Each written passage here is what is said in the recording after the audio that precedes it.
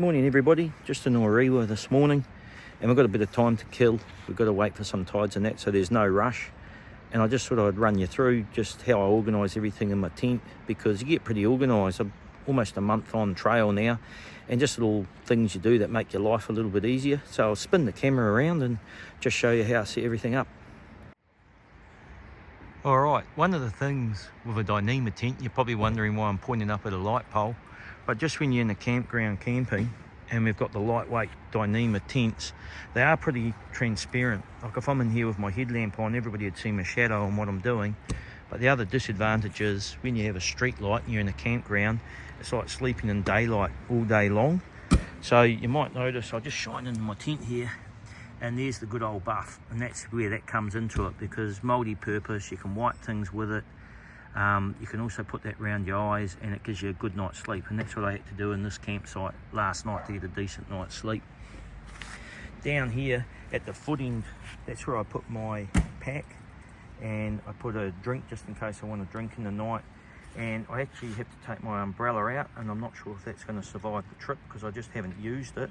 But if I leave the umbrella sticking up out of my pack up here, when I go to shut my door, sometimes the tip of the umbrella's poking into my door. Just around the other side of the tent, and this is the end that I always have my head at, that's where I put my food. And you can see my little cooking pot. I'm not using it here because we're in a built-up area, so heaps of places for food. But normally I'd be cold soaking my oats through the night. And I always have my food bag, and I always put it outside my tent, intentionally up the head ends, and that's how I heard the possum. It was right next to my head. I think it was in the Blackwood camp, and it was trying to get into my food bag, so I scared it off. I know a lot of people are putting their food inside their tents, thinking it's safer. My theory is that possum was so tame, it was going to go for my food no matter what, and then I just end up with, not just the frustration of losing food in a hole in my food bag, I end up with a hole in my tent as well as it tries to get in. And I just stick my hiking boots down here as well. Just ignore the towels, I'm just drying them out a little bit because I've had a shower. But inside my tent, and this is where you've got to get most comfortable, I guess.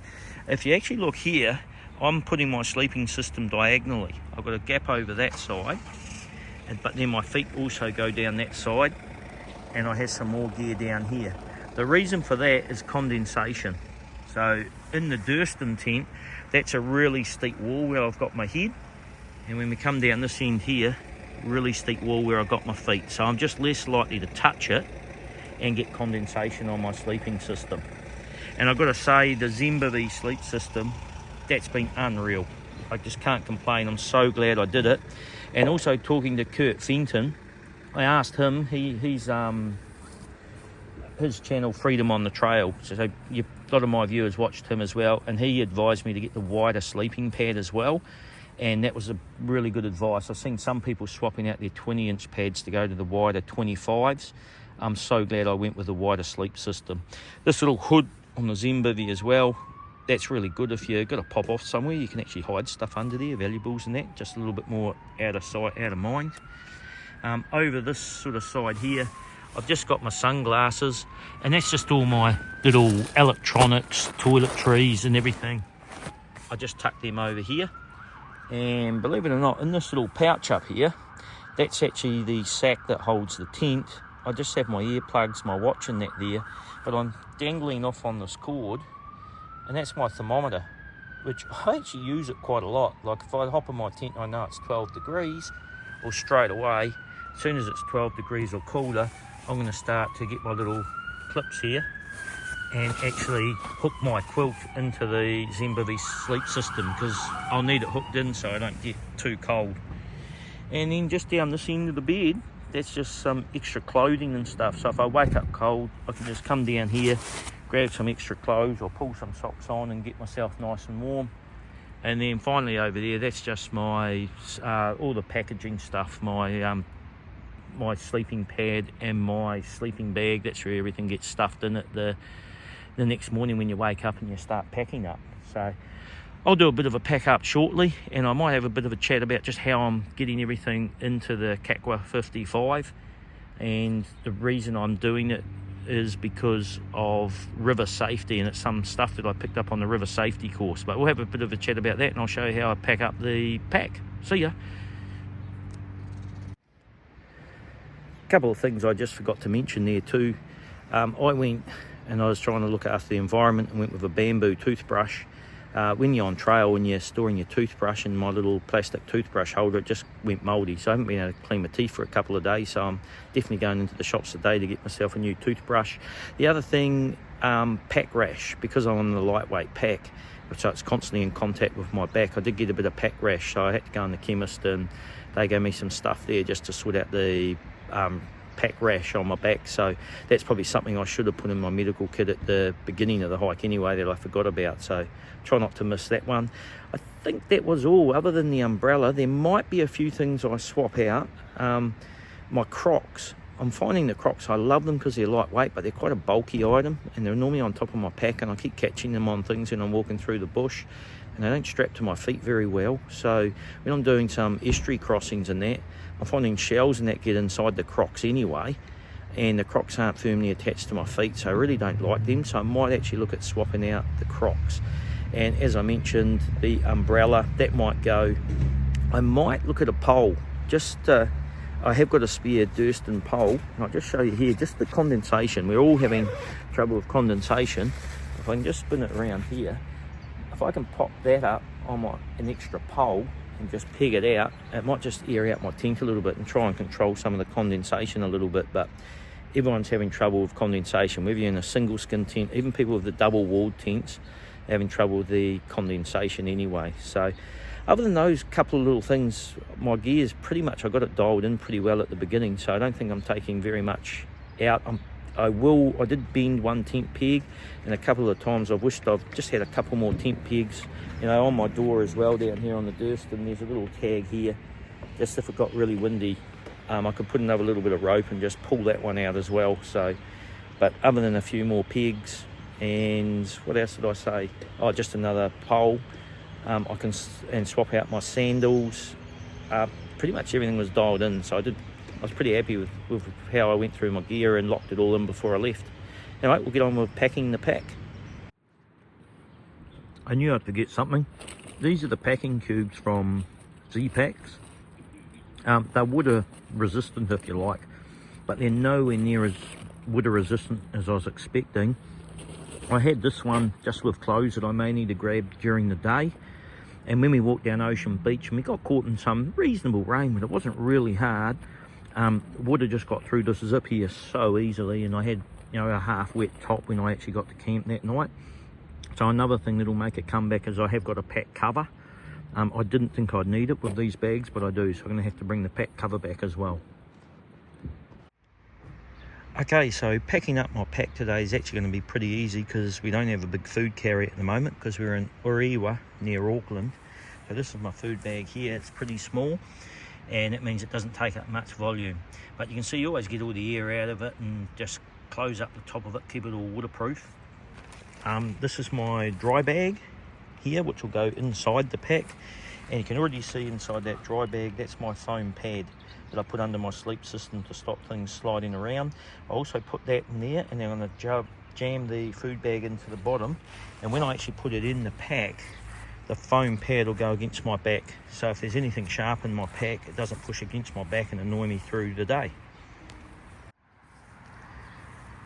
Okay, so here's the dry bag inside. You can see down in there, I actually push my hand right down the bottom and take all the air out and ram it down, because one of the things I've noticed backpacking, you worry about weight at the beginning, but the other thing's volume. So you want to get everything compacted and in there as well as you can. The last thing you want to have is things dangling off the outside of your pack, because that's just a good way to lose your balance and fall over on the trail. So the next item I'm going to jam in on top of there is my main clothing bag, stuff that I don't need through the day. That's this bag here, so I'll jam that one in, and I'll explain why I'm going to have food and that clothing down the bottom in a minute. Okay, so there you go. I've jammed the clothing bag in there as well, made sure there's no air in it either, and pushed it right down the bottom. And I'll just flip the camera around and explain why food and clothes are down the bottom. So probably a common question will be, well, what if you need some clothes? What if you get hungry on the trail and you need some food? But if you go back to my third video, which is when I'm getting up to Cape Reinga and I do the river safety training, it came from that training course, and there's lots of links in that video as well to the Mountain Safety Council, I think it is, in New Zealand, and their river safety training. You've actually got to get weight down the bottom of your pack, and I like that not just for river safety but also just gets my centre of gravity lower and makes me less likely to fall. So in terms of food, I basically get the food out that I need through the day, and that's easily accessible, and the rest of the food goes down the very bottom because that's your heavy item. And that sack with all my clothing in it, that's been compressed as well to get the volume down. As I say, we worry about weight, but we've got to worry about volume as well. And that puts all the heaviest items at the bottom of my pack. And that's because we don't want any buoyancy down there. So when we did a full float down that river, there was one gentleman there, he was from Deerstalkers. Like, this guy was a tough dude. And he jumped in the river and he had floatable items down the bottom of his pack. The first thing that happened, it tried to float up to the top, which meant he floated down the river pretty much vertically. He couldn't get his feet to the surface, he couldn't lie back and kick, use his arms to get out of the river. So they had to sort of throw a bit of a rescue line to him and drag him out. I had my pack packed not as well as I have now, but differently, and I managed to lie back and actually kick myself out. So it's really for river safety. That's the main reason we get the heavy items down the bottom. And the guys on the river safety training course also said sometimes if they're worried, they used to unpack their pack, put a couple of rocks in the bottom of their pack and then repack it, because they really want that dense weight down the bottom. They don't want anything that will float down the bottom. So that's why I'm doing it in this order. And I'll flick the camera back round and we'll get on with the next bit. Okay, so the next three items that go in, that's my Zimbabwe quilted sleep system and my sleeping pad, and then I've got my little cook system here. So I'll get them in the pack and I'll just show you what that looks like.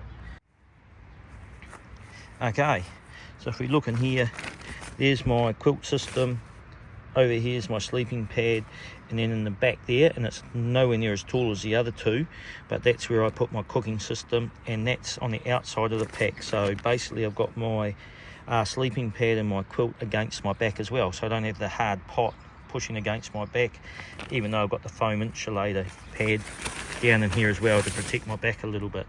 And then pretty much I'm just going to get all my electronics and items like that. A lot of them sit in this little hole in here. I've got some spare plastic bags just for waterproofing. You can see there's a tiny little hole in here, so I stuffed them in there, and there's just no air gaps in here anyway. It's just amazing how I know every little nook and cranny and where I shove everything. So I'll do the next bit and I'll show you again. So there you go, everything's in there, and you can see I've got heaps of room at the top. So now basically I'm going to close my dry bag up, and the last item that's going to go into the pack will be my tent. As I say, I don't like it dangling on the outside of the tent, and because I close up my dry bag, if my tent's wet and it's got a lot of condensation in that, none of the stuff I need to keep dry gets wet. Having my tent on the very, very top, when I rock up the camp, if it's raining, I pop open the pack, everything stays dry inside my dry bag. I can pull the tent out and get my tent up, so I've got some shelter, and then I can wipe that out with my towel, which will always be on the outside anyway. So I can wipe everything down and then start throwing my stuff inside a dry tent. And I forgot to say, there's my little foam sit pad. Probably hang around because I might want to sit on that on the seat of the canoe when I go down the Wanganui River, but I actually haven't used that either. So I'll cinch that up, or close up this dry bag, and then we'll get the tent on top and I'll show you what it looks like. So just getting the tent packed up now, and we've got a calm day, so this is easy. If you have windy weather, you just got to do the best you can. But one thing, while the four corners are pegged down, you just pull it out. You can see how I lay it down here, and I've got another little peak around here. And you just pull it over. And you see how that sort of lays on the ground now. Kind of neatly folded. We'll just tuck this little bit out here. And it just makes it so much easier to pack that tent down nice and small. Now we'll take the four corner pegs out and we'll roll it up. Okay, so we'll squash this down and close it up. There is room in here for a sit pad as well, but I don't use it, so don't worry. There's my towel if I have to wipe everything down. So we'll close that up, and then I'll show you where everything goes on the outside. Okay, so here's the outside of the pack, and you can see on top there, this is actually for the beer barrel, because this is a Canadian pack. They got to have a beer barrel and throw their barrel with their food over a tree and that to keep the bears out.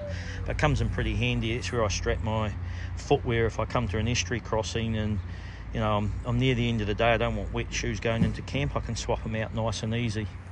Just on my straps here, I have two 600ml, so I've got 1.2 litres of water, and I've put my electrolytes in that for the day as well. And in my little pockets here, on this side there's a bit of hand sanitizer, and I put muesli bars on that one. Over this side here, they're the little caps when I go to road walking on the end of my hiking poles, and I've got my headlamp in there in case something happens and it gets dark. And there's my Garmin for my navigation, and obviously I've already explained I swapped out the attachment point because the one that came with it, there's been stories of them actually opening and people going to look at their navigation and the thing's fallen off. So I have one where I can screw it up on the carabiner. Just down the sides, this is where I put my water bottles if I have to do a big water carry. These are going to be empty today because I don't need to do a big water carry. And there's my water filtering system as well. So this is a 1.5 litre, so I've got 3 litres because there's one on the other side as well. And then I've got 1.2 litres here in my daily drink bottles as well. So I've got heaps of water capacity if I need it. But I don't carry any water I don't need because it's just excess weight. And on this side, here's my little shovel. And this in case nature calls and I've got to go to the bathroom.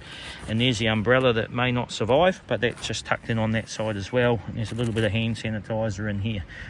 So I'll just spin the pack around and show you the back pouch as well. So there's quite a big pouch in here. So obviously my rain jacket just on the outside here if I need it.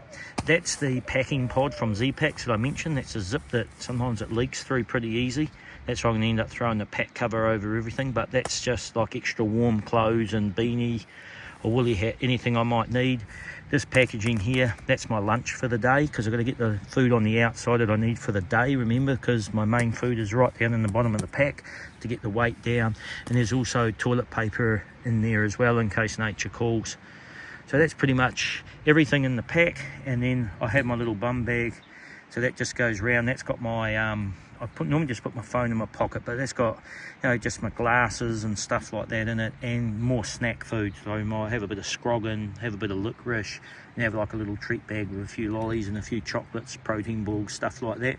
So they call that, I think, a fanny pack over in America and Canada. We call them bum bags over here in Australia and New Zealand. But hopefully that helps some people. That's how I get packed for the day, and now I'm ready for the trail. See ya.